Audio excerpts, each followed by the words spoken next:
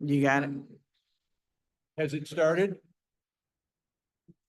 Has it It started? says recording in my upper corner. Is it recording? It didn't give its notice. I know. It's recording. Okay. All right. Good evening, everyone. I'll call the meeting to order at 7:04. Thank you for everyone coming out to tonight's ANC 34G regular meeting. Tonight is September the 9th. We do have quite a few full agenda. I think we should be able to get through everything in time, and we'll start by commissioner introductions. We have quite a few commissioners online. So I will start in the room from my left to my right, and then I will go to the commissioners that are online. Hi, I'm Peter Gosselin. I'm Commissioner for the district mostly on the west of Connecticut back to Friendship Heights, and I'm Vice Chair. Thank you. And good evening, everyone. My name is Lisa Gore. I'm Chair, and I'm also Commissioner for ANC 34G01, which is all of Hawthorne and portions of Barnaby Woods. Thanks for coming out tonight. Commissioner Zeldin. Hi, Michael Zeldin, 3G04, which essentially is Lafayette and the environs right around it. Good evening, everybody. Bruce Sherman, District 2, which is over by Rock Creek Park, north of Military and south of Tennyson. And going to online, Commissioner Ferguson. Hi, everyone. I'm the ANC's treasurer, and I'm the representative for Single Member District 07. Commissioner Nash. Hi, everybody. I'm Jim Nash, and I represent Single Member District 03 in the southeast part of our ANC. And Commissioner Lynch. Hi, I'm Peter Lynch. I represent SMD 05. Welcome. All right. Thank you, commissioners. We have a quorum. Do we have any changes to the agenda?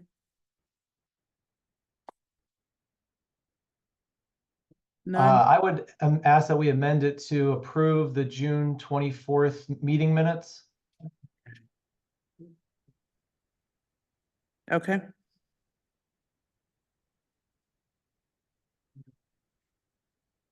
No. I added that on a consent agenda. Any other changes, commissioners? Okay, I move that we adopt the minutes as changed. All those in favor, raise your hand. Commissioner Nash, did you vote? Are you adopting the minutes as changed or the agenda as changed? The agenda as amended. You said minutes, so okay. Sorry. We're adopting the agenda. Okay, yep. Got it. Okay, 7-0. Okay, and commissioners, on the consent agenda, we have June 24th meeting minutes, the GoDaddy web services, $200 for domain services, and the 2120 expenditure for the race window project expenses, which are outlined in the agenda and were sent. Can I get a second to adopt the consent agenda? All those in favor, raise your hand. Okay, thank you, Commissioner. 7-0. Perfect. Moving right along.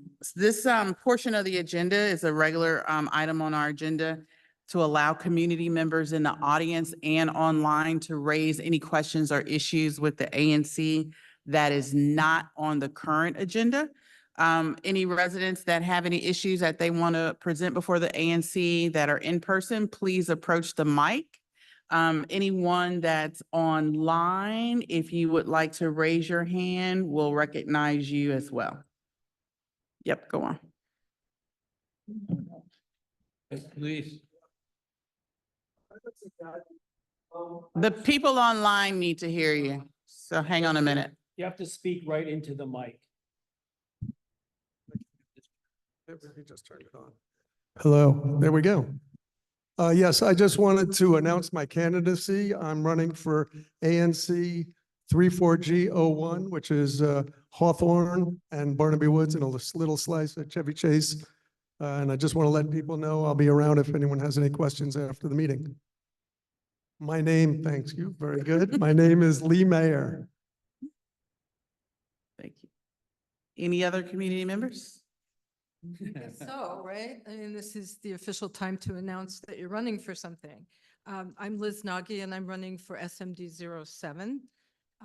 And I'm looking forward to meeting more people. I've been out and about and met quite a few people, and I will continue to do that. And I'm looking forward to the whole process. Thanks, everybody. Thank you. Anyone else in the room? Anyone else online? Okay. So we will go on to the next portion of the agenda, which is agency and commissioner announcements. So we have our State Board of Education rep, Ward 4 here. Fraser, if you have any announcements, you want to make those at this time? Anyone else from the mayor's office? I don't know if any of our MOKers are online. Our council member offices, Ward 3 and Ward 4, if you guys could please raise your hand and we'll take your announcements now. We're gonna line everybody up on the wall. You have to talk to that to be heard online. Fraser, you're speaking to the microphone. You're speaking to the microphone. You gotta Face us. Yeah. That's good. I'm Fraser Leary. I'm the Ward 4 representative on the State Board of Education. And I've just got a couple of announcements.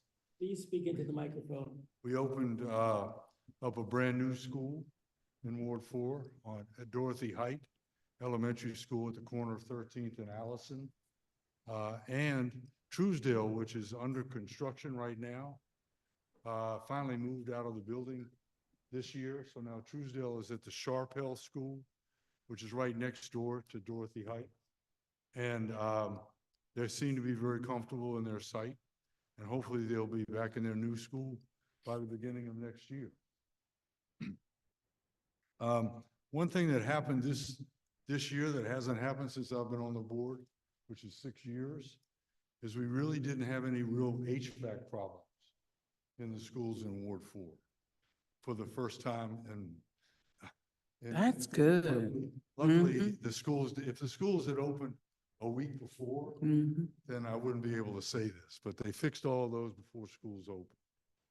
And so everyone was sort of comfortable, which is one of the things that we're trying to work on the state board, is trying to make sure the schools are secure and that they're comfortable and that they're safe. So those are the things we're working on. One of the things that we're going to pass a resolution on next Wednesday. We meet at the third Wednesday of the month, every month. And we're going to pass a resolution to send to the council to make sure that there's a nurse in every one of our schools. I don't know if you're aware that we don't have that. Some schools have a nurse full-time. Other schools have a cohort of nurses who float around designated areas. I've never been able, we've had a lot of testimony in especially the last 2 years, by students, by teachers, by parents, about what happens when my daughter, who's allergic, has an allergic reaction to something and the nurse happens to be someplace else. Or what happens when a child has a seizure and the nurse isn't there and there's no one to take care of it? To me, it's just a lawsuit waiting to happen because our children are not protected during the school day in all the schools. They'll explain to you that we do have people in the building who are trained for this, but they don't. Don't listen to that. We need to have nurses in every school. The last business meeting we had, I brought up something that I'm going to fight for, and that is to make sure that when the children come to school, they turn their cell phones in and they don't pick them up until the end of school. Now, there's a lot of different thoughts about that. I know as a teacher, I taught in DCPS for 47 years. course, the first 30 years, nobody had a cell phone, but I knew that I wouldn't let my students bring a phone into my classroom. That was probably against the law, but I didn't really care because I knew what a distraction was. And so I'll give you an example.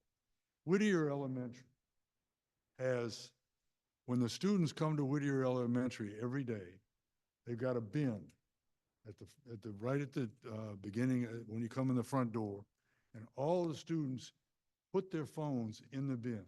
They don't put them in anything locked down or anything like that. They put it in the bin. And when if you go to Whittier when the students are leaving, the students come up and pick up their phone and go out there. And I'm not saying that that's the key. They have all these devices where you can put it in a little plastic bag and lock it or whatever. But I think that it's imperative to stop bullying, stop children to be able to do things in school, which they shouldn't be doing. And they should be concentrating on being students. So I'm going to push that to see what happens with it. We just had a wonderful event last week about early childhood literacy. The mayor finally funded this year a bill which will teach all kindergarten and pre-K teachers how to teach literacy, and they'll be taking classes on that. We had a very nice opening event where everyone, the mayor's office, the OSSI, and the chancellor, they were all there supporting that, and the Washington Teachers Union.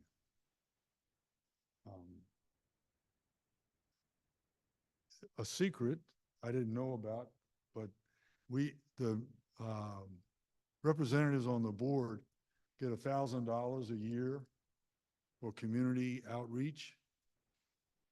And someone finally told me about that. So this year I bought $1,000 worth of book bags and supplies, and I was able to distribute them to a lot of students at the beginning of school. And that sort of moves into Mrs. O'Leary's Books for Friends. I got a tremendous response from our last meeting here from this area, for people brought them to my front porch. And I've distributed 500 books since school started. That's only been 2 weeks. And I think I've got about 1,000 in my front room right now that I'll be distributing this week. And last but far from least, the teachers still don't have a contract. Now, I know I mentioned it, and some of you didn't know that the teachers were working without a contract. The contract was up on September 30th of last year. So if I don't make your other meeting this month, next month in October, that'll be over a year for the teachers. Now, I'm going to try to make it, Lisa. I think I don't have a conflict, but I'm not sure. But so I would love to have community support and trying to encourage the mayor to step in. And it's not a contract fight this time for money. It's just a contract where the teachers want to have more time to prepare and do teacher kinds of things. And there's no reason why they don't have a contract, except the mayor and the chancellor have been very hard-headed about it and refused to negotiate. There really hasn't been any kind of negotiation. They've met, but they haven't really negotiated. If you negotiate, then you come to a decision, right? And they haven't done that. And if you have any questions, I'm open for questions, but I know you've got a full meeting. Anybody have any questions? All right, thank you very much. Thank you. Okay, we have a couple hands raised online. I'm gonna take these off. We're gonna go Hope Cousins first and then Barbara Rogers. If you guys could try to limit it to 1.5 minutes, that'll be great. Absolutely. Hello, everyone. Can you hear me okay? Yes. Awesome. My name is Hope Cousin, and I'm the new Ward 3 manager for the Mokers. I wanted to announce, just to introduce myself and to make everyone aware that Matthew Barkley has accepted a position with Park, so he's moved on to great things. But just wanted to, I'm going to put my information in the chat if anyone wants to reach out to me. If anyone has any questions or comments, I'll be checking the chat throughout the meeting. And just know that I'm here to help as best I can. And I look forward to meeting each one of you and talking with you. Thank you. Thank you, Hope. And just to let you know, we're very busy and you will be very busy with us. So, That's all right. Thank you. put your shoes on, get ready to work. No, thank you so much. I was wondering if Matt was still with us, but welcome He left 2 weeks aboard. ago. 2 weeks ago he Okay, left. Yes, so it was okay. recent. Mhm. All right, well, welcome aboard. Thank you. Thank you, madam. Barbara? Yes, good afternoon, commissioners. I know it has been a while since we've had the opportunity to speak to you, but good evening to the commissioners as well as the community there and online. Just a few updates. Next week, the council will begin its fall legislative session, and we will resume holding hearings and consideration for legislation. Councilmember Louis George is focused on pushing forward important legislative proposals and implementing Ward 4 programs and projects funded in the DC budget. So please just make sure you subscribe to our newsletter to get the latest updates on legislation impacting Ward 4 and all of DC. I am happy to put in the chat our information to sign up for our newsletter. And thank you, Commissioner Sherman, who includes that information in his newsletter. We really, really appreciate that. Just wanted to talk about our Ward 4 office hours. One way to get connected with DC services is to attend our Ward 4 constituent service hours. We do it at Fort Stevens Recreation Center, Wednesday from 12 to 1. And we do it at Hattie Holmes Senior Wellness Center from 1:30 to 2:30. Community members can stop by and speak one-on-one with a member of our team about constituent service concerns. I will also leave my information. I am Barbara Rogers, the Community Engagement Director. So I probably went over a minute, and we have a couple of other updates. I will put those in the chat as well. Thank you all so much for having me. Thank you, Barbara. Any commissioner updates really quick? I just want to remind the community, Chevy Chase Day is on September 21st. Hope to see everyone out there. That is going to be awesome. Last year, I think we had a rain out, but we brought it inside. So let's hope for great weather, but I think it's going to be really good. Ward 4 Mini Commission on Aging, in case you guys are not aware, that is strictly a Ward 4 group that is dedicated to seniors. Their meeting, I attend their meetings regularly. It's coming up this Thursday at 10 a.m. They always hold them at the 4th District Police Station. If you have people that are interested in senior issues in the ward, please let them know about that. You can contact me if you want any information about it. And I just attended Uptown Community Builders. I'm gonna leave some cards. The nice way to say this is a community group is forming to keep our neighborhoods clean from creepy critters. Before I came in, I went to the dumpsters out in the back. We have a lot of work to do in wards 3 and ward 4 to control rodent populations. So I'm gonna leave the cards. If you guys have any interest in that, I would encourage you to, join that or just affiliate yourself to learn what you could do better to help keep the community clean. That's all I have. Commissioner Lynch?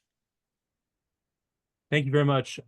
Tomorrow at 7 p.m., the Ward 3 Education Network meets online. I believe Councilmember Fruman is going to be there, and they plan to wrap up before the debate. So if anybody's interested in anything that Mr. O'Leary was talking about and interested generally in schools in Ward 3, that's a great organization and a great meeting to attend. Thank you.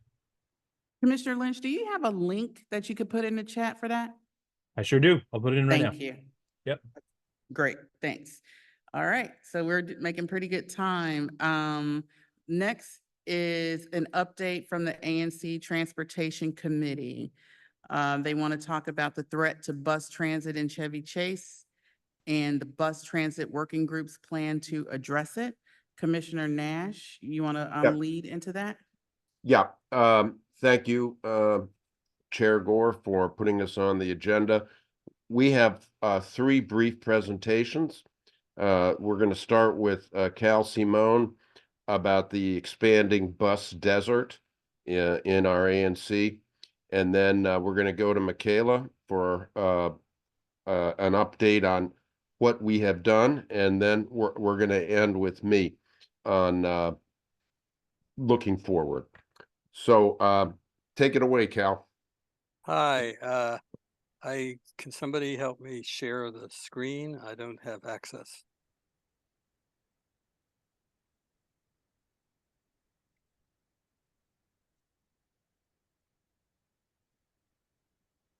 Can you make him a co-host?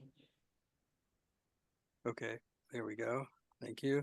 So if you were on the last ANC call, I did a slide presentation, or if you saw the recording on the history of our bus service. I'm going to skip over the history tonight. And if you want to see that history, you can go back and watch the recording of the July 22nd ANC meeting, starting just before the 30-minute mark. It's about a 3.5-minute presentation. So I'm going to jump right to where we are now and where we're about to head if the plan goes through unamended.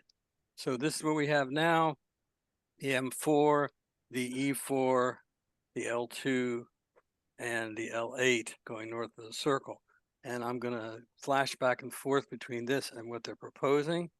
What you'll know, wait a minute, sorry. Here we go. You'll notice 2 things. The E4, which was running on McKinley Street, is now slated to run more on Military Road and skip this section of McKinley Street east of Connecticut. And the L8 is gone completely. Those are the 2 most stark things you can see from the maps. We have this ever deepening bus desert, which I talked about last time. This really started with elimination of the E6 that created a bus desert in central Chevy Chase. And then now they're proposing the weekday bus desert to be expanded all the way down to Military Road. But on the weekends, we're going to have only essentially the Connecticut Avenue line and this piece of this military line that turns into the Nebraska Avenue line. And all of this will have no bus service at all up here. So I'm going to do something I didn't do last time, which is to go through the specific changes route by route. So the E4, which they're talking about renumbering the C83, as I mentioned, will be rerouting off of McKinley Street and onto Nebraska. There are still discussions about that going on within the WMATA. I know about that. Instead of having a 15-minute to 18-minute frequency at rush hour, they're talking about a 30-minute frequency all the time, and no weekend service. They want to kill the weekend service altogether on the E4. And there are 5 bus stops along McKinley Street and 30th Place, 3 on McKinley, 1 on 30th Place, and 1 on Military, all between Western Avenue and 27th Street. So that's the E4. The M4, the main thing is that instead of having the every 15 minutes during school and rush hours during the week, they want to make it 30-minute frequency at all times. And the second most important thing is that if you're going to Sibley and you're north of, you catch the M4 north of Military, you have to transfer somewhere between Military and Chesapeake Street to be able to switch to another bus line, to the C81, which will go to Sibley. The L2, The timings are not going to be affected much, but the routing to Adams Morgan is planned to be eliminated. So it will just go straight down Connecticut Avenue and under the circle. I got clarification since last time. It's going to go under the circle. And then when I say the circle, I mean DuPont Circle in this case. And the L8 to be eliminated, there will be no Metro bus service between Chevy Chase Circle and East West Highway. And that means that if you want to go to Kensington, Kaiser, for example, or Wheaton, you would have to either take a ride-on bus up to East West Highway and change, or you'd have to get over to Friendship Heights, go up to Bethesda and catch the M22, which is a route that goes from Bethesda to Olney, which goes up Connecticut Avenue from East West Highway to Wheaton.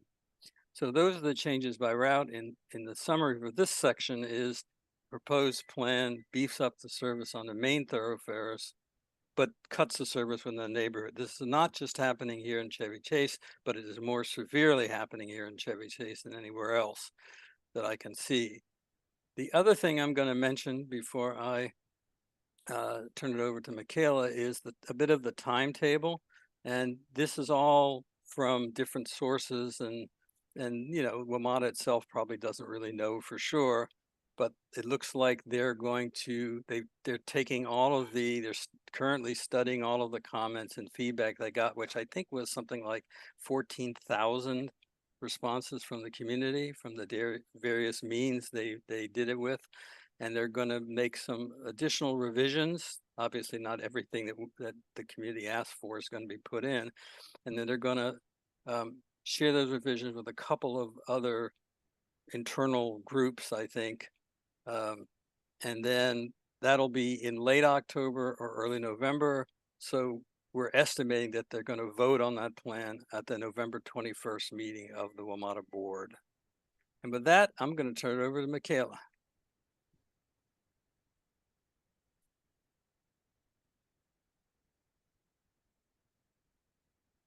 Does this, I think it works. Yeah, does it work? Okay. Okay, great. Good evening. My name is Michaela Platzer, and I chair the Bus Transit Working Group of the ANC's Transportation Committee. I've been asked to briefly update you on what our working group has accomplished to date, what we expect to do between now and the end of the year, and I have a couple of requests of the ANC.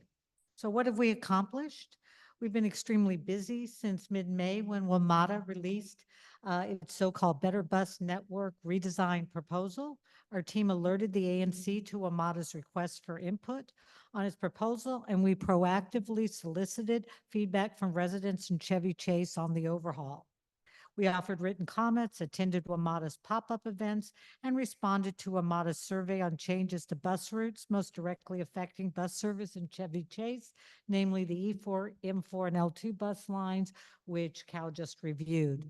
Over the summer, Commissioner Nash and several members of the working group testified at WMATA's public hearings, where we voiced our opinions and concerns directly to WMATA's board of directors and Metro staff.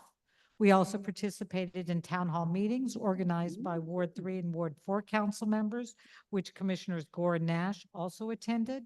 Commissioners Gore and Nash worked with us on a resolution regarding WMATA's Plan 2025 Better Bus Network Overhaul, which the ANC adopted in June. We organized outreach events such as an ice cream social in early July to explain Metro's proposal to our neighbors.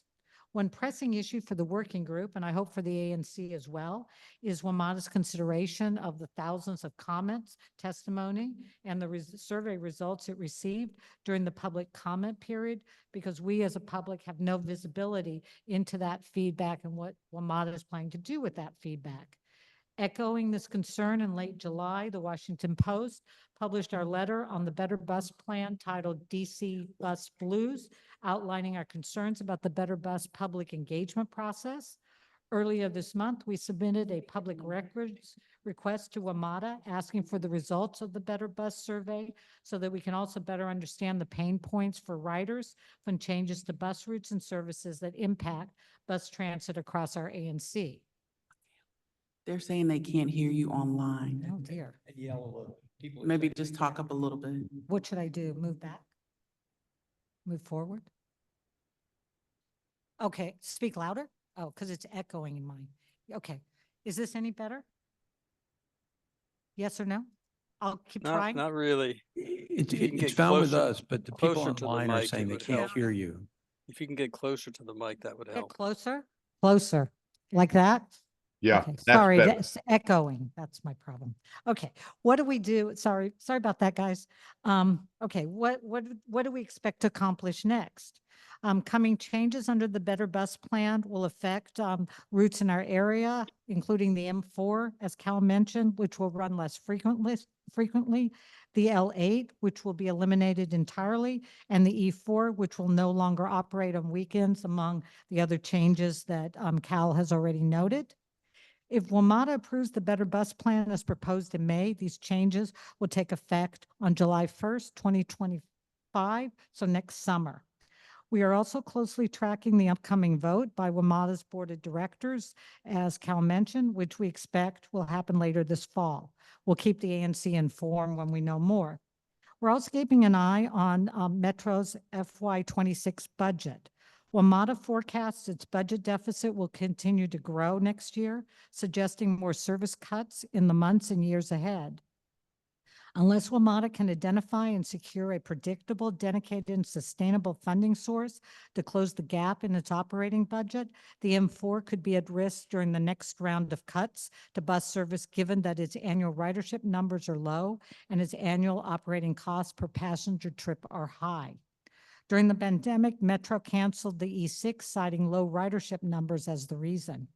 Keep in mind that WMATA's original FY25 budget called for shutting down half of all bus lines, including the M4, which offers bus service to area schools, including Deal, Jackson Reed, and MacArthur High School. Draconian cuts could happen again next year. Now let me move on to my requests of the ANC and the broader community. We need more engagement by all ANC commissioners on bus transit affecting our community. Commissioners Gore and Nash have been closely involved in our efforts and fully engaged and supportive of our work, but we could use the help of other commissioners in keeping all of your constituents informed on the work of the Bus Transit Working Group, and to identify constituents in your SMD who might be interested in participating in the working group. More is better. We need funding from the ANC for some of our work, which includes our public awareness activities. We need financial support from the ANC to make flyers, posters, and other materials to alert our neighbors to developments affecting bus service across our ANC. And we also need funding from the ANC for our public records request. We don't know yet how much WMATA will charge for our records request. We know the first 2 hours of search and review time are free, but thereafter they assess processing and duplication fees. We'll keep you informed when we know more, but I just wanted to throw those things out there. Well, thank you for your time. And I also wanted to mention we'll be at Chevy Chase Day. So if anyone is interested in learning more about our activities, stop by. We'll have a table there. I'll now turn it over to Commissioner Nash, and I'm happy to answer any questions you may have after he finishes his presentation. Thank you.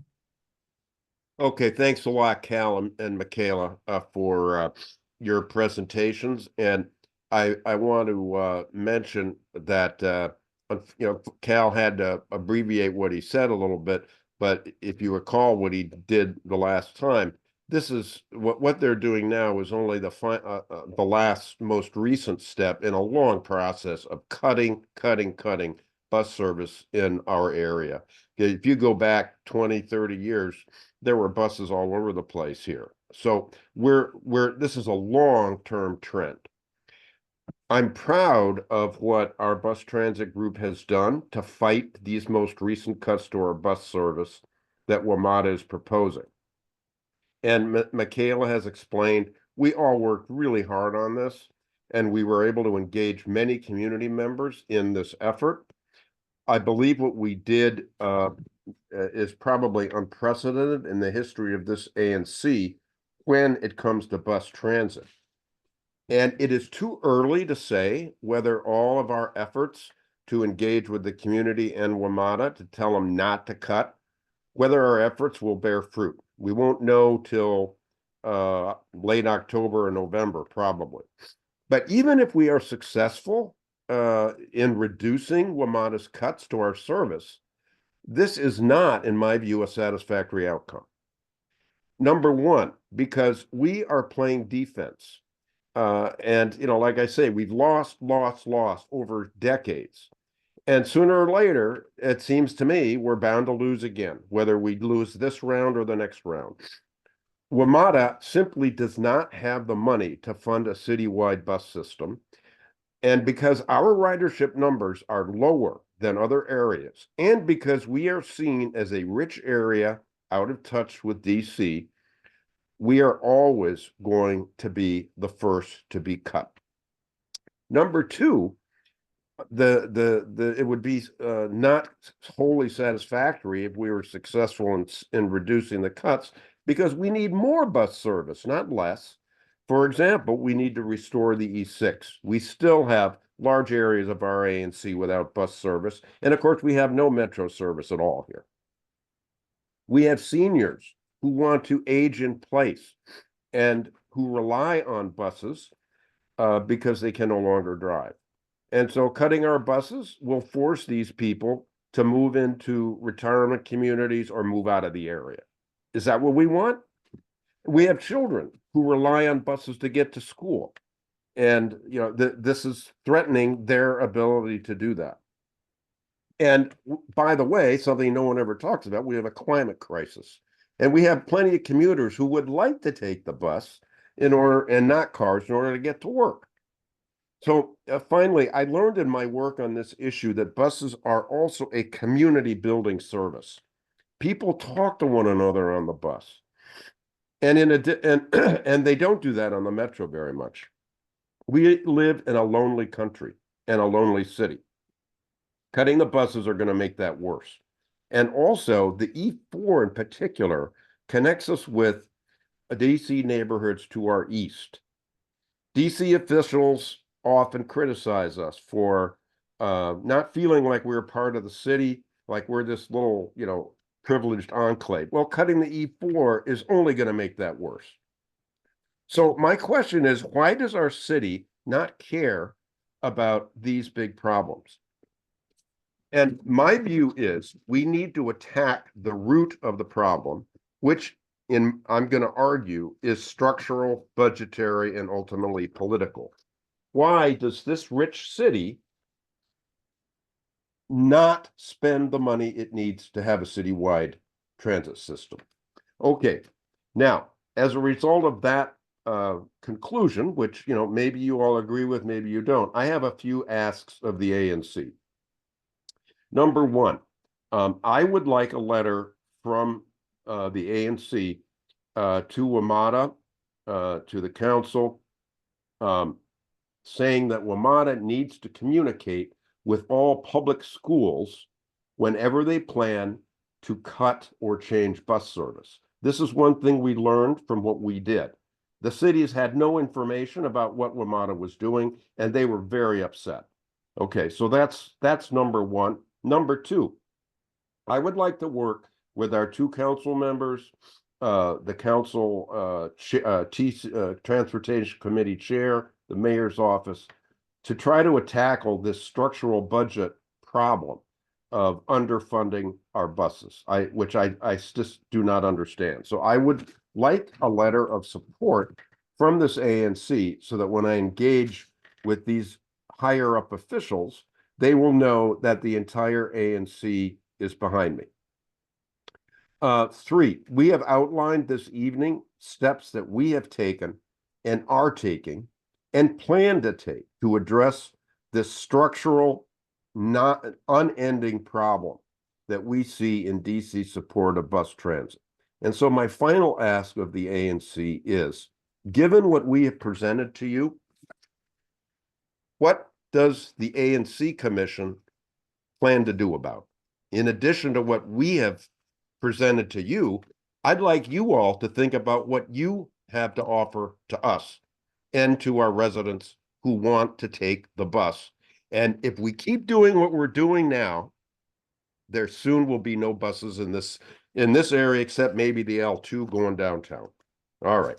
I'm done with my little tirade. Hey, Jim, can I just add or emphasize that, it's come January, we're going to be dealing with another budget revision, and this whole process could start all over again.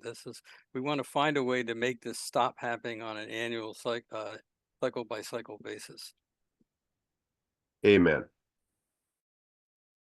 Commissioners, any questions? I see Commissioner Ferguson has his hand raised.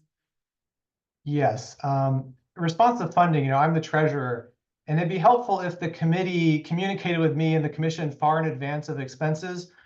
For example, I got an email about spending ANC money on ice cream a week before the ice cream social. That's a very fun event and a fun expense, but it's not eligible for ANC funding. I double checked, I was pretty sure. So, asking us a week in advance, we move a little slowly. We like to vote for expenditures at meetings. So please communicate with us far in advance about what specific expenditures you're looking for, and we can absolutely work with you. But 6 or 7 days notice about $100 worth of ice cream, that's not really feasible. So I think if you work with us, we can adequately provide funding, but we want the whole commission involved well in advance. And the other thing on bus services, I think, WMATA would probably love to triple the number of bus lines. They want a brand new fleet. I bet WMATA would love to greatly expand service, but they're constrained by funding. And so I would want to work with the committee that we should focus maybe more of our efforts. I understand just certain decisions are by WMATA, but overall funding, I think we need to be talking to the DC Council about revenue and funding, because that's where money for WMATA and DC buses is going to need to come from. And if we're not asking for revenue raisers and money to pay for it, it's going to be hard to actually get the things done. Yeah, well, Zach, that was exactly my point. That we're fighting WMATA, but the WMATA is not necessarily the problem. They don't have the money. The money is the problem.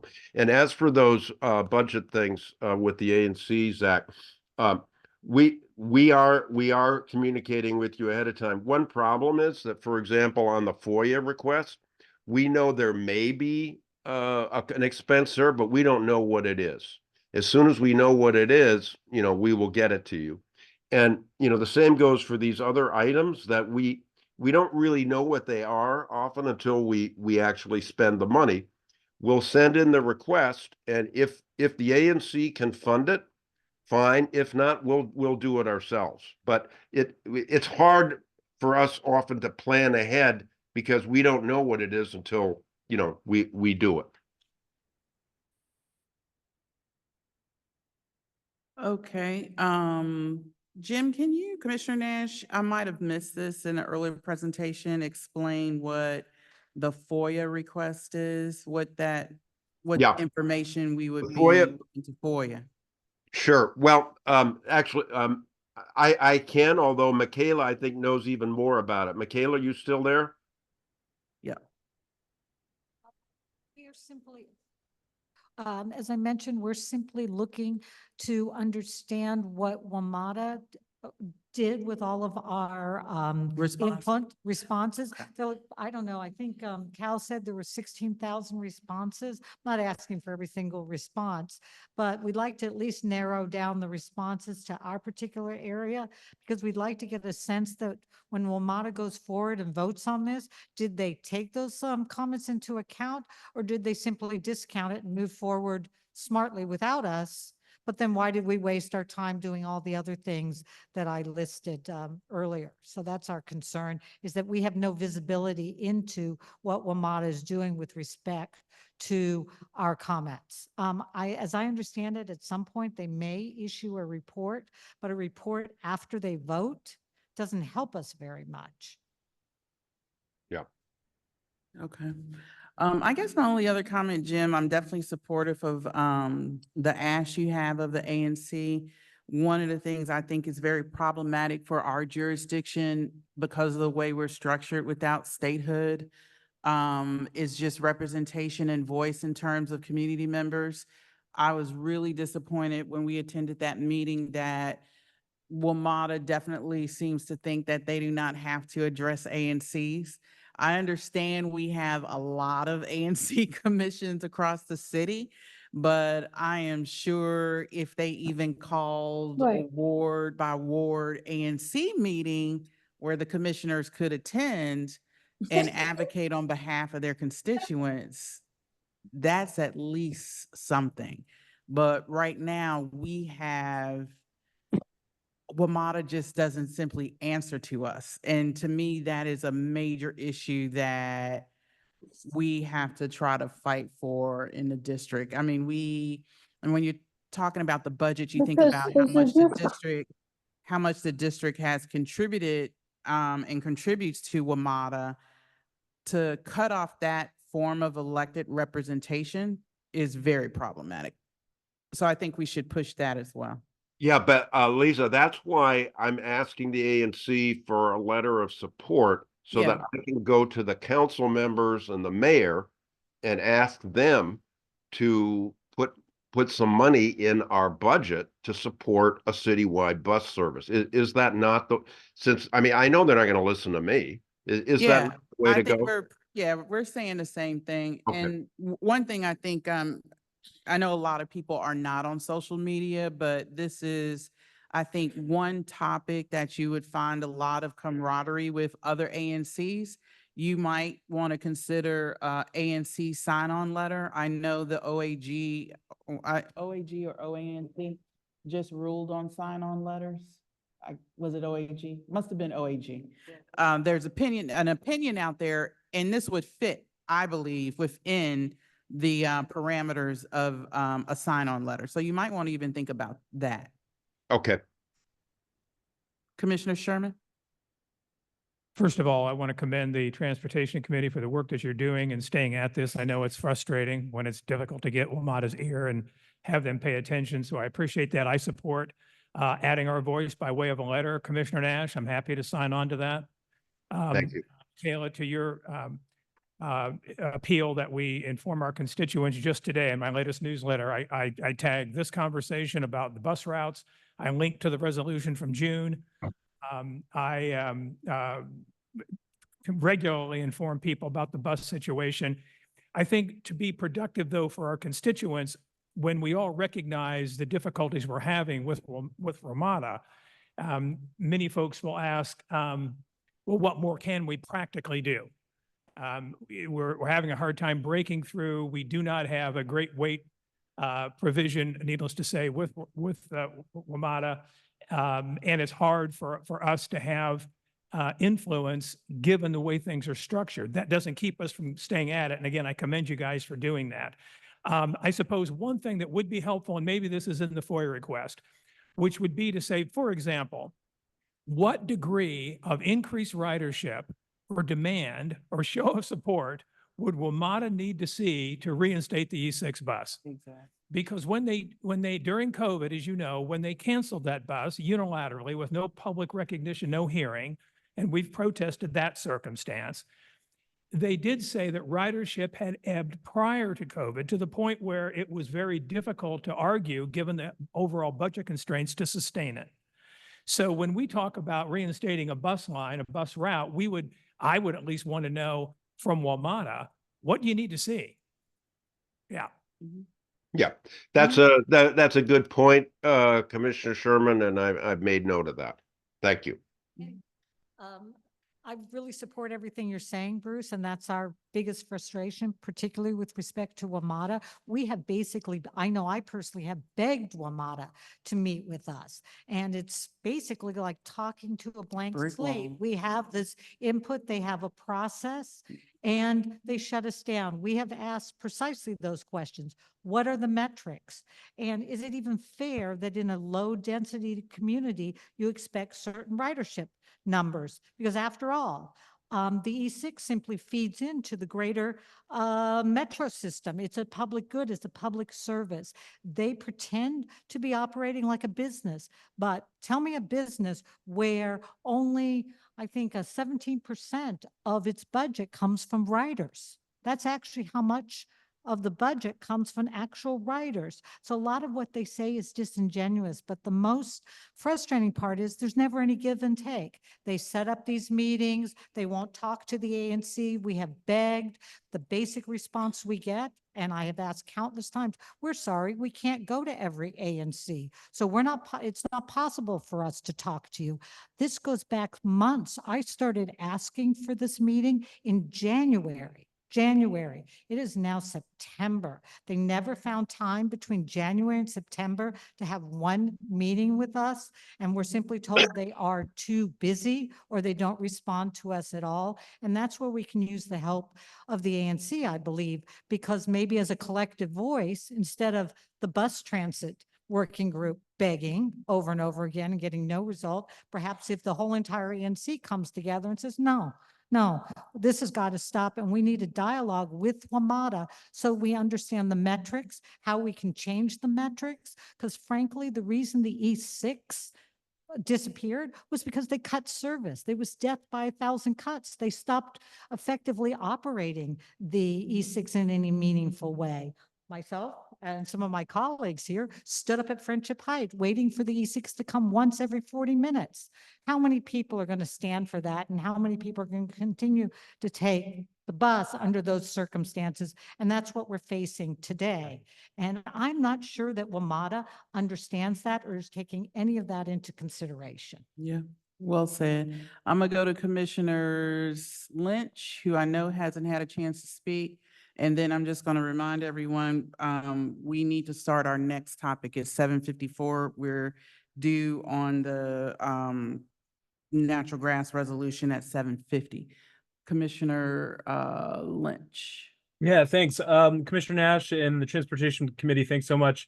I'm happy to support your work, and I might recommend going to Congresswoman Eleanor Holmes Norton office as well as the federal representative. And then also in just this meeting, we've heard that teachers don't have contracts. There aren't nurses in schools regularly, and we're losing buses. These are fairly regular city services that we're compromising on. That's something that Fruman should hear about. That's something that the whole council should hear about. The mayor should hear about. And I hope you guys keep hitting on that and make that a pretty steady point. And I'm happy to support you with that.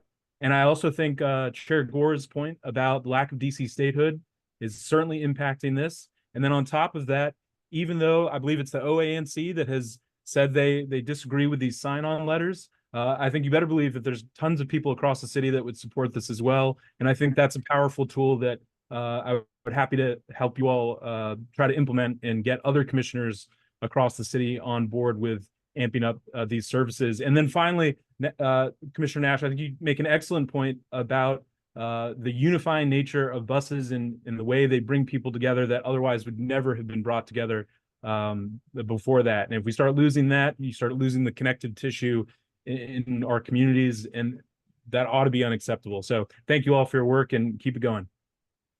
Great comments. Very quickly, Cal, then Commissioner Nash, if you could wrap it up. Yeah, just to say that reliability is not the only factor they consider. The three primary factors are reliability, safety, and I'm sorry, I said reliability. I meant ridership. It's ridership, safety, and reliability as the primary factors for that. Okay, and Commissioner Nash. Okay, I want to thank you all for your support, and I'll be following up with some letters and requests and so on. And we'll continue. This was just kind of like trying to get the ball rolling.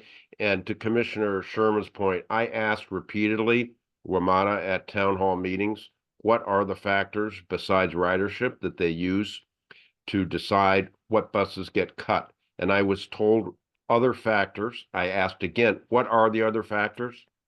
They refuse to answer. So it's a black box. We're trying to get at that with the FOIA. All right. Thanks all. We'll be back in touch with you. Thank you. Great conversation and great work by the committee. Thank you so much. So we'll move on to our next discussion topic, which is a discussion and possible vote on resolution on natural grass versus artificial turf on the Murray ECC field project site. And we will we will turn that over to Commissioner Sherman and Zeldin. Thank you, Chair Gore. So those of you who attended the July 22nd meeting will remember that we had a very vigorous, sometimes raucous discussion regarding the matter of artificial turf versus natural grass playing fields. That meeting ended in a tabling two resolutions, one that my colleague Commissioner Zeldin had drafted, one that I had drafted, with the commission asking us to pursue a compromise resolution to come together around a common set of principles, which I believe we have done and are prepared to discuss and propose for vote tonight to the commission and the community. I'm not going to revisit the whole history of this issue. I don't think I need to do that. I would simply cover the basics of the resolution as we have drafted it, seeking your understanding that given the past focus on this issue and multiple draft resolutions that the community had seen, we felt that most of the issues had been fairly thoroughly discussed and that we could lift from the different resolutions previously to compose this one without having to put it out for another 7 days, since we wanted to come here and try to reach closure on this if we could. So where we are is proposing a resolution that takes stock of some basic elements. And that is that we in the community here wish to safeguard the environment. We want to have reliably playable but safe athletic fields, regardless of the surface. We recognize that within our commission, St. John's College High School, Blessed Sacrament School have had artificial turf playing fields for a number of years. We acknowledge as well that Murray School is constructing athletic facilities at the Episcopal Center for Children and intends to use artificial turf there.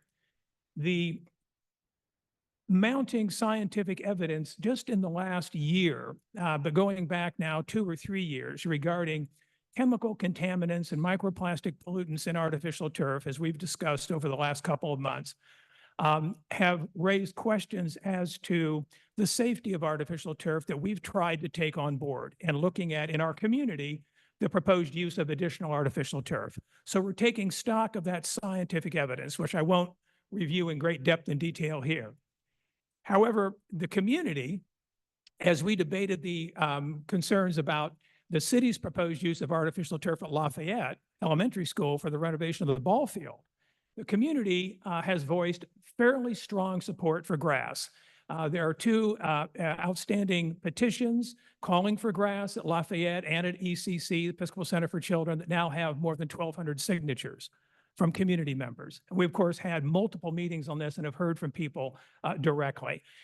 That community support led to the passage of 3 different resolutions by the ANC calling for grass at Lafayette, which in turn led to our council member in Ward 4, Janice Lewis George, proposing both emergency and temporary legislation to the council in support of grass at Lafayette that the council adopted. So we take stock of that. We also, though, recognize our limitations. And at the last meeting, we discussed my prior resolution called on the ANC, given my understanding, our collective understanding, I believe, of the binding nature of the memorandum of understanding with Murray, that we could, under the terms of the MOU, ask Murray directly to use grass instead of artificial turf. Commissioner Zeldin asked the Office of the Attorney General for a further opinion on this matter, and they returned an opinion that said, no, you do not have the authority under the MOU to direct Murray. In fact, they declared that the MOU has no legal effect, and I won't go into all the reasons behind that. We may have further conversation later on the MOU and so forth. But that has led us then to come back and say, we accept that we cannot direct Murray, and so this resolution asks. Now, at the same time, it acknowledges fully that this is a citywide issue. There are playing fields, of course, across the city that use artificial turf as well as natural grass. They're not unique, obviously, to ANC 3-4G. And so the resolution takes that into account and, in fact, encourages and calls on operators of athletic fields across the district to consider the use of grass wherever possible when they build new or replace their current fields. And it goes on to ask Murray in particular to consider using grass instead of artificial turf at the Episcopal Center for Children. It then proceeds to talk about the ways in which that we would like to see the council take up the issue of artificial turf and PFAS more generally in products and do a review so that there could be potentially new legislation developed that would address PFAS in our environment broadly, including an artificial turf, but beyond that. The resolution addresses that and asks the council to undertake that review. Council members Lewis George and Fruman have already voiced support to do that, and we pledge to work with them in this resolution towards that end. We also ask them to consider amending the Safe Fields and Playgrounds Act to incorporate private fields into what already exists on the books legislatively regarding public fields with respect to synthetic materials to guarantee the safety of those materials. And then finally, we ask that the Department of Parks and Recreation consider developing much more precise standards for the use of artificial turf fields when there is very hot weather, because we know the surface temperature is much hotter than the ambient air temperature. So that, in summary, is the resolution. Commissioner Zeldin, please jump in and offer your thoughts and comments.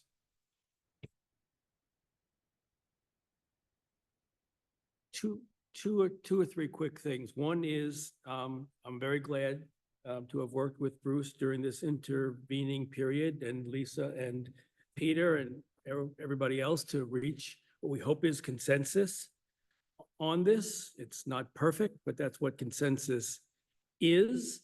The one thing that is in the resolution that is of some moment but requires, verification is that Murray has informed us during this process that its turf vendor, Shaw Sports Turf, has affirmed to them that using third-party testing, that their turf products are manufactured without PFAS.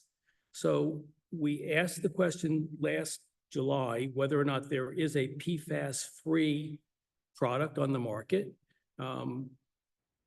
And Shaw Sports Turf says it is. So we include that fact or that affirmation by Murray, but we state in the memorandum here, the resolution, that this assertion has to be independently verified, and that we, in our resolve section, will explore options to secure independent testing to verify whether or not that is in fact a PFAS-free product. But I think it's an important development. If it's true, verification is always required. If it's true, that's a fundamental change in respect of PFAS on this playing field, and perhaps template for potential use in other playing fields across the city. But other than that, I think, Bruce, you set it out correctly. And once again, I just want to say thank you. I think we worked cooperatively. Everything, nothing goes simply in life, but Lisa helped drive this consensus process. We were on the phone. We started at 11 today, and I think we dotted the last sentence at 4 to try to reach consensus. So thank you, Chairman Gore, for your stewardship. Thank you, Bruce. Thank you. And Peter, all the participants in the 11 to 4 p.m. call today. So I want to say I will vote in favor of this. Awesome. So let me go to commissioners and then community. Commissioner Gosselin. Let me just add on to what Michael said. I think for many of us since July 22nd, trying to educate ourselves about this, what is striking to us and what was a debate between us about balance here is that the PFAS issue, PFASs now are everywhere and they're in all sorts of products, and it makes segmenting out exactly what turf does, particularly what the current or latest generation of turf does. So included, sort of woven into this resolution, the draft that we're now working with, is evidence of this finding of ours since July 22nd about just the extent to which PFASs are in all sorts of products. And we hope that that the council takes us up on not just the issue of turf, but more generally a policy towards PFASs in the district. Thank you. And in fact, I'm sorry, Lisa, and in fact, Peter, in my individual conversations with council members Lewis, George, and Fruman, that's exactly what they said they intend to do. All right. Let me go online. Chevy Chase Voice. Good evening, and thank you, commissioners, for educating yourselves about PFAS in synthetic turf. The Synthetic Turf Council has come down declaratively that PFAS is in all synthetic turf. There is no synthetic turf that is made without it. So we at Chevy Chase Voice laud you for coming down on the right side of this. And we hope that DC, who we contact weekly about this issue, will also choose to do that. I'd like to also announce that Earth Justice is involved in the matter and is considering further action along the lines that it appears that you are taking. So we're greatly relieved that you are finally coming around to the dangers in this campaign year, I might add, of children in our community in 3,4G playing on carcinogenic products at our taxpayer expense. Thank you very much for doing that. That's all. Okay. I won't belabor the report. I would just, or the responses, I would just like to thank the commissioners and say that the commission was always concerned with PFAS. I think there were just issues that we had to reconcile amongst ourselves. So I do thank Commissioner Sherman, who pulled a lot of the weight on this resolution and the resolutions beforehand. Commissioner Zeldin, Gosselin, you guys did a lot of hard work. Commissioner Nash and Ferguson for chiming in. And just to say, my goal as chair was to get us to a consensus. Regardless of where we sit on issues, we put our strongest foot forward as a commission when we are close to 7-0. When the city doesn't have to guess where we stand, that is going to be our strongest foot. And these split resolutions, although we might weigh in on one side versus the other, it really puts the city in a position to kind of disregard what we're saying. This hopefully, and I'm encouraging every commissioner, and I know every commissioner wasn't involved in these later discussions, but I am highly encouraging every commissioner to vote yes on this resolution so that we can send the city a strong message. And I would like to say for the community to have faith in us to continue to push this issue. This was not an election issue for us. This is an issue. We live here. My son went to Lafayette. We still go to fields here and play and kick around, balls. So this is something that we're all going to continue to live with, and we know that's something that we have to address. Commissioner Nash and Lynch, then Sherman for final word. Yeah, I simply want to thank the hard work of Commissioner Sherman, in whose district the Murray Field lies, as well as St. John's, and Commissioner Zeldin for their work on this. I really hate toxic turf, and I'm so glad we reached a consensus that we can all vote on and agree on how to deal with this in a rational manner. So thank you all for your hard work. Commissioner Lynch. Yeah, thank you, Chair Gore. I got to say I'm pleasantly surprised. Hats off to Commissioner Sherman and Commissioner Zeldin and Chair Gore for seeing this through. As we all know, in a couple of months, there's going to be a whole new crop of commissioners coming through. Maybe you both could speak to what it took to come to a consensus and how you could advise future commissioners on helping each other out and working together. Thanks.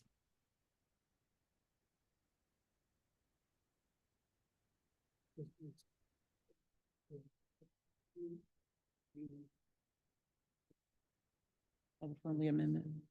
Thank you, Commissioner Lynch. Okay. I just offered a friendly amendment. Yeah, the two, to add the commissioners who would be the principal points of contact, Commissioners Gore, Gosselin, and Sherman would be the principal points of contact. We'll amend that to include that. Okay. I would just like to recognize again the hundreds and hundreds of people in the community who've expressed their views on this. We are an advisory neighborhood commission. It's neighbors we represent. It's their views we respect. We solicit, we engage them. Going back, Commissioner Zeldin, of course, the work that you did with the Friends of Lafayette Park and the neighbors around Lafayette Park that spoke so eloquently about advocating for grass then.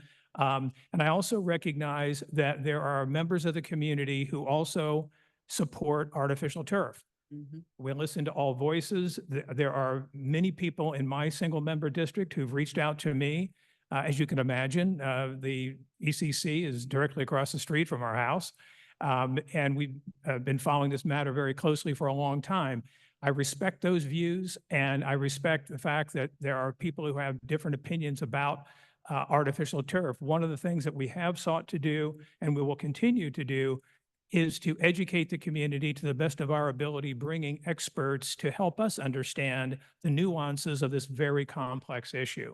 So that's been very much a part of the process as well. But again, I just want to acknowledge the many, many people in the community that have spoken out on this, on all sides. So to that point, and in follow-up of that point, I think it's important, Chevy Chase voice in particular, based on the comments that you've just made. If you look at the title of the resolution, this resolution is titled Advocating for Natural Grass Playing Fields and a PFAS Safe Environment. So our consensus reached is that, yes, natural grass is what prompted this conversation, but now we understand the scope of PFAS chemicals across a range of processes and products. And so what we hope that the commission will do, and the reason I'm not on the follow-on of this, because I won't be here next year, is that they will continue this fight for a PFAS safe environment, recognizing that this is more than one playing field in one location, but a more systemic problem environmentally and as a matter of health and safety of our community. All right. So I move that we adopt the resolution. Do I have a second? Second. I oppose. Okay, well, so we'll do the roll call. All in favor, please raise your hand. Anyone opposed? Any abstentions? I couldn't actually see the total. 7-0. 7-0. Okay, great. So it's 7-0. Yeah.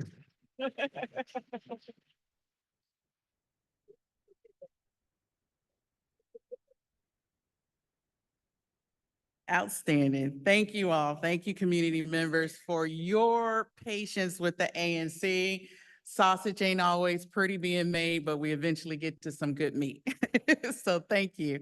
So we'll move on to our next conversation and discussion. It's a Civic Core project.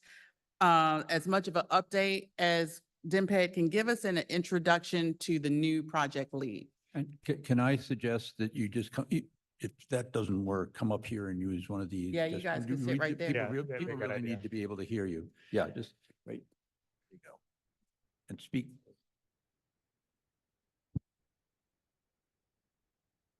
Hello, my name is Daniel Lyon. I'm with DMPED, also known as the Deputy Mayor's Office for, Daniel Lyons for DMPED. Some know better as the Deputy Mayor's Office for Planning and Economic Development. Like Jill Stucker, I manage various real estate projects across the city for the district. Jill has been responsible for the RFP at this site for a while now. You've been through a long process, and that responsibility is transitioning to me.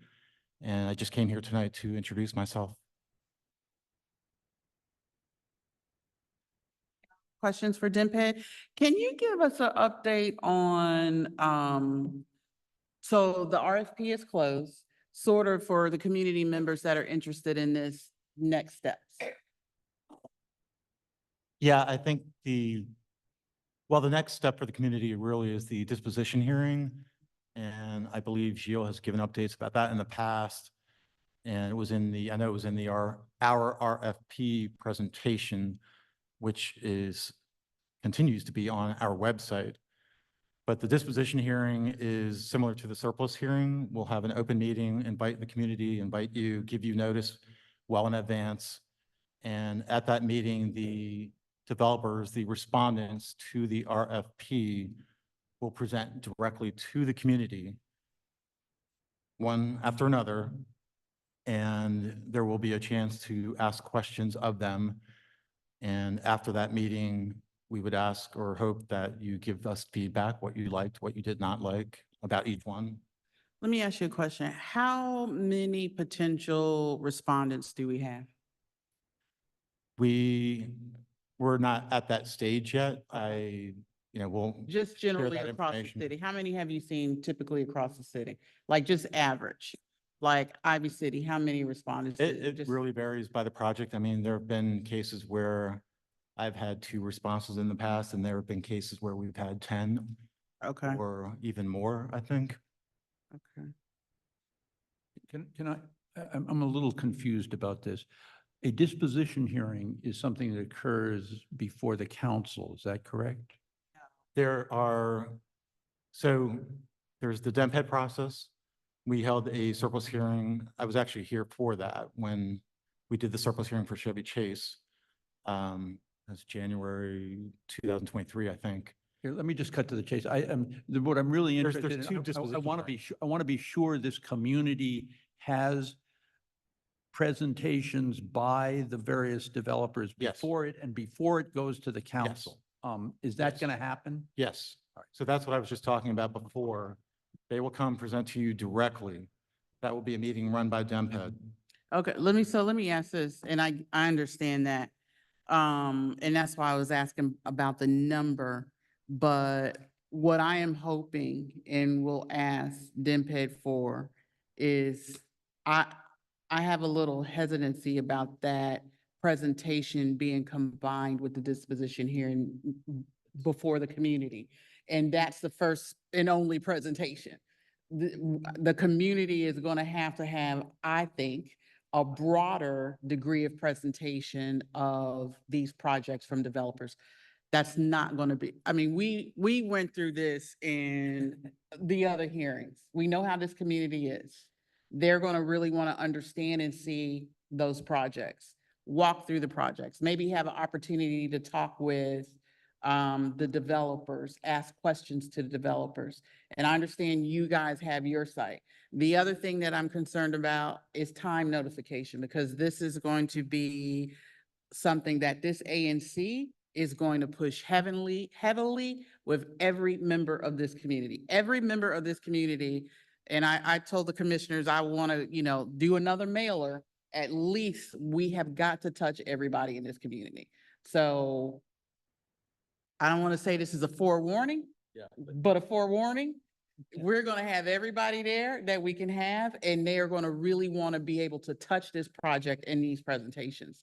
So maybe we can, talk about that. We don't have a lot of time tonight, but at some point, talk to you about our experiences. If you want us to grab some community members so you could hear their input. This is a very heavily involved community, and we're going to want them to absolutely have just as much involvement and understanding in that developer selection. And you cannot do that in one night. And Daniel, Can't do that. Daniel, could I just add on to what Lisa's saying?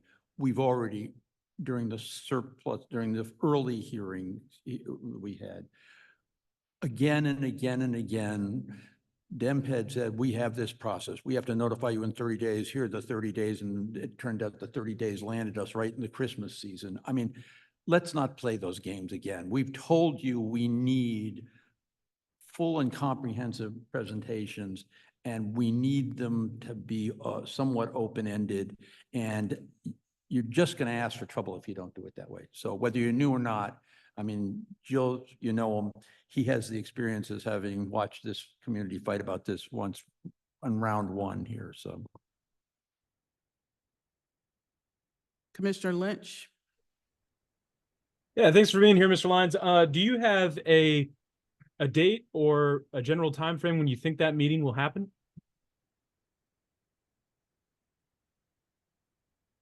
a date for that hearing? Is it- Yes. I don't have a date. I hope I said, I will be sure to give you notice as soon as we do. Is it this fall? Is it this month? Oh, fall. It will take some time. We have to evaluate the responses and probably ask questions of the respondents to make sure we have everything clarified. So I don't have a date. We will let you know. Given that the holidays are coming, it may be after the holidays. Okay. And then Uh, also, just one more question. Mr. Lyons, this speaks to something that both Chair Gore and Commissioner Gosselin brought up, but do you think DMPED would provide funds for the ANC to help get out the word, or provide alternate meetings for people that weren't able to make that, the one that you're thinking of happening?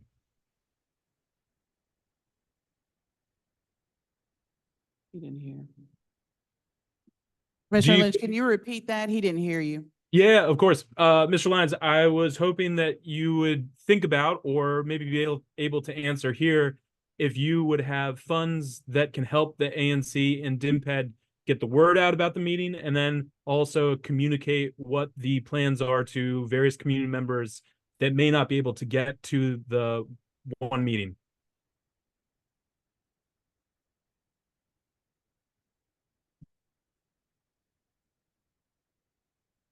Does that make sense? What was this, and Peter, what was the second part? Part one was funds for the Accommodating folks that ANC. can't get to the meeting. Just basically, will DMPED offer up funds to help people understand what was happening at the meeting and to announce the meeting ahead of time? Yeah, we'll have a conversation and we'll continue this discussion, but I appreciate the question. We do certainly want the community to be aware of everything that we are doing, be involved in the process. We welcome that feedback. And as I said, I was at the surplus hearing, so I see how involved and how passionate and how much people care about this project. And we value that. I don't always see that in some of our projects. We've had much less involvement in some of them, and then there's been others where the community has shown a great interest, and this clearly is one of them. Thank you, Mr. Lyons. Commissioner Sherman? Chair Gore, I just want to second your comment about the broadest possible community engagement. We've chatted about this before. I think that, not tonight, don't have time, but it sounds as though we will have time, given their timetable, to develop our own outreach strategy that might include, again, if we have the time and the facility for this, a survey of people in the community. I think actually it's a godsend to have design schemes to show people, because it's nothing like show and tell. And so many people have, of course, been told that, hang on, reserve your judgment on this until you see what the developers, how the bids look. And Jill's, this is something that's come up many times. Well, we're at that point now, and it's kind of an exciting moment for the community to see what they've come up with, and then kind of take it from there, right? But I will pledge to work as closely as we as a commission wish on this. And I hope that we can look at surveying in some fashion in the community. I certainly will survey my constituents on this and let them know what the options are, so that I can take their input and then channel their views to the commission. But I think I'm excited by the prospect of seeing the bids. Thank you. Let's go to Cal and then Chevy Chase Voice. Okay, so I have two things. One is how much time, I'm a little confused about the timing, but how much time will there be between the time that the community first gets to see or know about these proposals and the time that we get to comment on them? That's the first question. And the second question is, will these be posted online somewhere so that we can look at them during that period and study them carefully?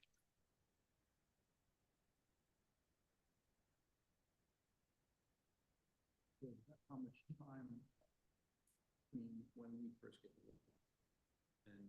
Have to respond. And will they be posted online so the community can see? Will they be posted on? Yes, so when we get to that point, and when we have the disposition hearing, the developers will present to you directly. They will have, typically we have PowerPoints that they present. So we'll have renderings, it'll have graphics, and all of the presentation that they give will be posted on the project website. I think you all have seen that. I can certainly make sure to share the link. And if somebody wants to put it in the chat, we can do that now. But all those presentations will be posted on the website, and they will be, I think, fairly developed renderings and graphics that will help you to understand what the developer is actually trying to communicate, what they're presenting, what they're planning. Okay, and the second And part it's of it, the the time second part of his question. question is basically from between the time we get to see some robust set of drawings and explanations of these projects, and when this ANC has to make official comment, how much time are we going to have? There's not a definite timeline or deadline, but I would assume or hope that the ANC would take it up at its next regular meeting after the presentation is done, and assume that you would have a discussion about it then. Yeah, Okay, we would well- give you the time to discuss it and respond to us. Okay, we'll address that. Chevy Chase voice. Yes, one thing I wanted to bring to the community's attention is that DMPED has not mentioned in the portal, even though I tried to post it there, the current lawsuit in DC Superior Court suing Anthony Hood over the fact that this set down was a rulemaking rather than a contested hearing. And if Chevy Chase Voice's lawsuit prevails, the hearing will have to be redone as a contested hearing. And I don't think that the wider community is aware of this lawsuit. And in particular, I don't think that people who put in proposals on the RFP were aware of that lawsuit. All right, thank you.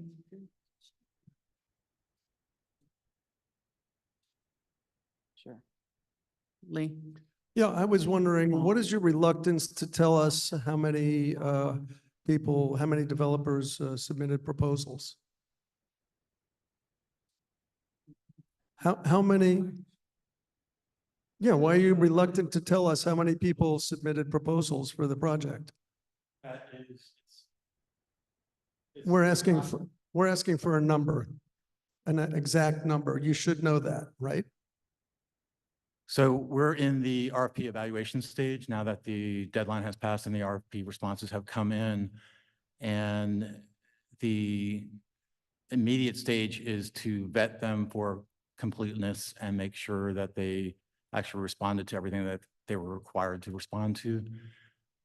It's possible that some might not make it through that number. So there's just no reason to there's no reason to give you a number at this point. All the proposals that will be presented to you, you will see all of them at that hearing, the disposition hearing that we talked about a minute ago.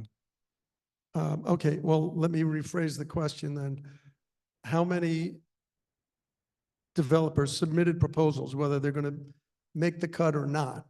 Can you tell us that? I can't. Because you don't know, or because there's some restriction on your ability to share that information? The whole process is, we have a panel that we convene with other agencies involved. Obviously, in this case, DCPL, the library system and the Parks and Rec system have a great stake in the outcome of the project. So they're involved, and everybody has to go through a conflict and confidentiality process. That's the way it is done. It's the way it's run.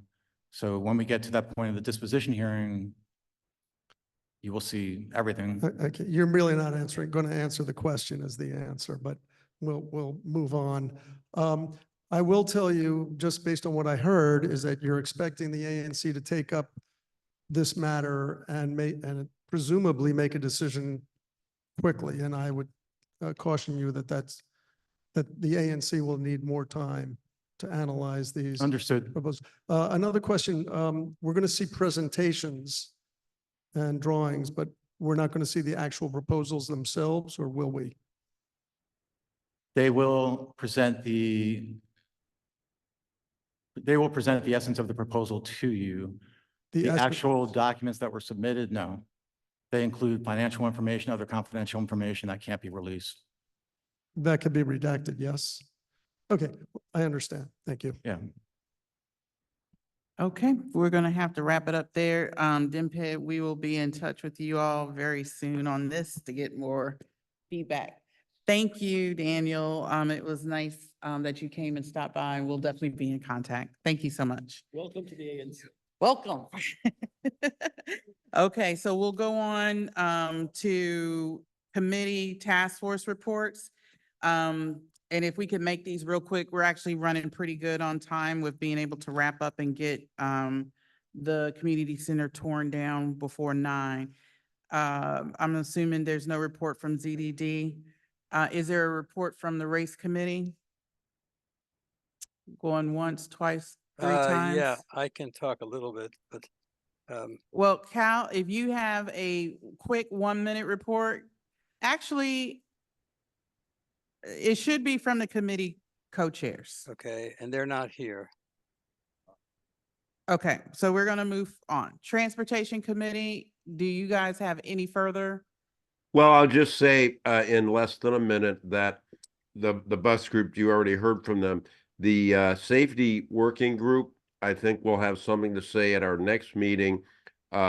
We completed the survey and got about 130, 140 responses, and we're figuring out what to do with them. And when we get to that point, I hope we'll have something to present to the ANC. Okay. And I I would have just something ask to if you add. guys quick- could, if you guys could share that with us as soon as possible. And then I believe also if you could share the outcome of the meeting that you guys had with DDOT, I believe it was. Oh, you mean, okay, you're talking about share the results of the survey? Yeah, I Okay, would like, definitely, but I'm not saying here tonight, just, Yeah. if you could at some point present that to us. yeah, okay. I'll talk to Josh about that, and we'll Okay. try to get that at the next meeting then. Thank you. And is there an update from Murray Project Task Force co-chairs? Going once, twice, third. Okay. Commission business. Commissioner Ferguson, you want to update on the FY25 annual budget? Yeah, I've got a couple things. The fiscal year 25 budget's coming up. I think we'll discuss it in October. I think we have about $19,000 will be given from OANC. So if you have any ideas or suggestions about how we want to allocate that, it's not, a final commitment, but it's just a general sense of how we want to spend our funds. And we have about $45,000 in our bank right now. An update on the SUFA sign proposal. This was a grant we approved late last year, but the Chevy Chase Main Street was unable to get a public space permit, so the project's not moving forward. I finally got the money refunded and deposited today back in our ANC account. I did want to make a motion. I realized I had 2 unreimbursed expenses. The first is $236 I spent renewing our PO Box account at the Chevy Chase Post Office. So I'm going to move for that. And the other one is I paid our contractor, Luis Chica, out of pocket for his 2 invoices. That was $312.50. So I'm going to move to reimburse myself for those 2 things, but I will be abstaining from the vote because I'm involved. Okay. Commissioner Lynch? I second that, and thank you, Zach, for your work. I have an idea for the commission, and if any community members or commissioners want to help with this, I would welcome anybody's help. We have a good deal of money, and we also have tremendous outlets in the community that do concerts, that have art programs, and I thought it would be a good idea that we could start up a yearly donation system to arts groups around the community, and it could be voted on by the community. This is sort of just a working idea, but a way to support arts, music, and things like that in our community through different avenues. And so I know Zach mentioned asking what we might do with some of this money. I hope you will hear me out as I sort of formulate those ideas a little bit more. If anybody's interested in helping out with that, please get in touch. Thank you. All right. Okay, and then possible items for. Sorry, can we next- just finish? I want to make sure we vote on my reimbursements because I don't think we got a vote. Oh, I'm sorry. Go on. So could I get a second and can we do just a formal vote? I'll second. Okay. Commissioners, all those in favor, raise your hand. Okay, 7-0. 6-0, I abstain, just for conflict reasons. Wait a minute, then I need a, I guess, will someone else introduce or move for it then? hang on a minute. All those that were in favor, raise your hands.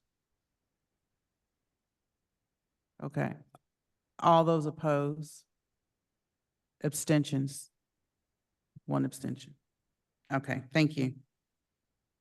It's okay 6-0-1. for someone to introduce a motion that he's not going to vote for and abstain from, I guess, right?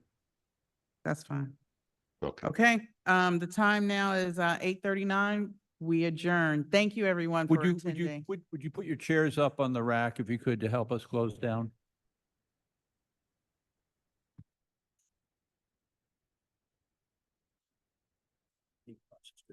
Wait a minute. She said what? She said, you're engaging in a hate process. Chevy Chase Voice is going to FOIA everything. It's just a heads up for us to be cautious. Everything on what? Civic Core? Yeah, don't call me on that. Renee? Hey. Yeah. Oh, so you approved the rain, the window project? Yeah, that was at the beginning of the meeting. Oh. Yeah. Y'all are good.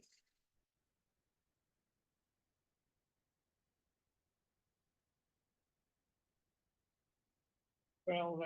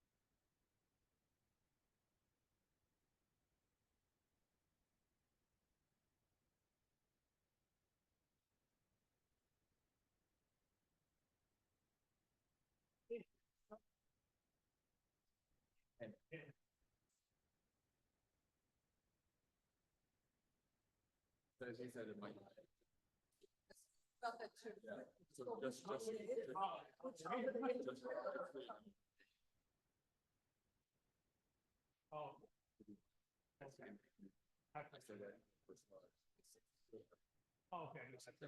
Yeah. I can tell it's kind of hard to hear. Okay. Yeah.